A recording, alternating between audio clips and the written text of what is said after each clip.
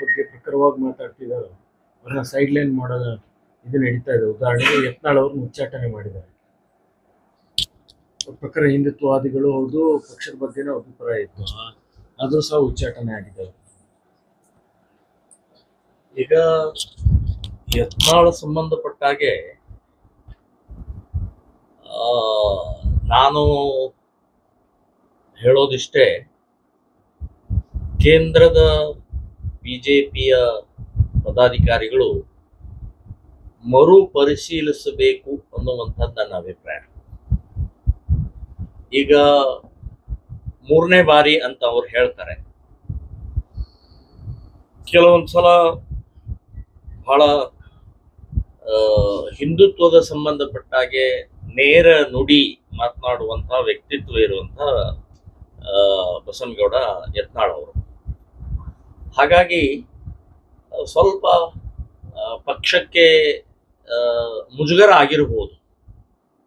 ಆದರೆ ವಾಸ್ತವಿಕನೂ ಕೂಡ ಅರ್ಥ ಮಾಡಿಕೊಂಡು ಅವರನ್ನ ಹೊರಗೆ ಹಾಕಿದ್ದು, ಉಚ್ಚಾಟನೆ ಮಾಡಿದ್ದು ಮತ್ತೆ ತಗೊಳ್ಬೇಕು, ತಗೊಂಡು ಪಕ್ಷವನ್ನ ಹಿಂದುತ್ವದ ಪರವಾಗಿ ನಿಂತ್ಕೊಳ್ಳೋ ಹಾಗೆ, ಗಟ್ಟಿಯಾಗಿ ನಿಂತ್ಕೊಳ್ಳೋ ಹಾಗೆ ಮಾಡಬೇಕು ಅನ್ನುವಂಥದ್ದು ನನ್ನ ಅನಿಸಿಕೆ.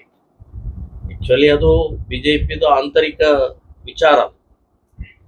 ಆದರೆ ಬಿಜೆಪಿಯ ಒಂದು ಸಂಘಟನೆ ಅಥವಾ ಪಕ್ಷ ಬೆಳವಣಿಗೆಯಲ್ಲಿ ನಮ್ದು ಪಾತ್ರ ಇದೆ. ನಾವು ಬಜರಂಗ ದಳ ಇದ್ದಂತ ಸಮಯದಲ್ಲಿ ಉತ್ತರ ಕರ್ನಾಟಕದ 32 MLAಗಳು ಬರಬೇಕಾದ್ರೆ ಅವತ್ತಿನ ಬಜರಂಗ ದಳದ ಹಿಂದುತ್ವದ ವಾತಾವರಣನೇ ಕಾರಣ.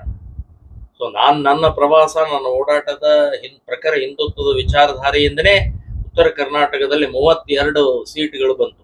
ಬಿಜೆಪಿಯ ಬೀಜ ಕೂಡ ಇರ್ಲಾರ್ದಂತ ಜಿಲ್ಲೆಗಳಲ್ಲಿ ಸಾಕಷ್ಟು ದೊಡ್ಡ ಪ್ರಮಾಣದಲ್ಲಿ ಆಯಿತು.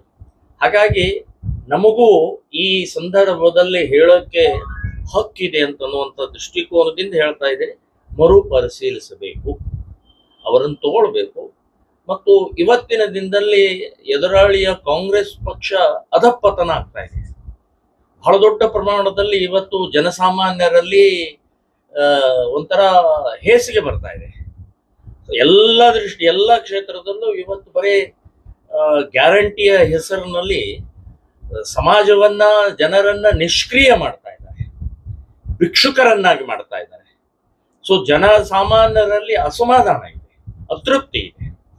ಈ ಸಂದರ್ಭದಲ್ಲಿ ಬಿಜೆಪಿಯವರು ಸ್ವಲ್ಪ ಜಾಗೃತರಾಗಿ ಈ ರೀತಿಯ ಬಹಿರಂಗವಾದಂತಹ ಏನು ಒಂದು ನಡೀತಾ ಇದೆ, ಇದು ಆಗಬಾರದು. ನಮ್ಮ ಸಮಾಜದಲ್ಲಿ ಎಲ್ಲ ಹಿಂದೂಗಳಿಗೆ ನೋವಿದೆ ಇದು. ಸೊ ಇದನ್ನು ಸುಧಾರಿಸ್ಕೊಳ್ಬೇಕು ಅಂತನ್ನುವಂಥದ್ದು ನನ್ನ ಅಭಿಪ್ರಾಯ.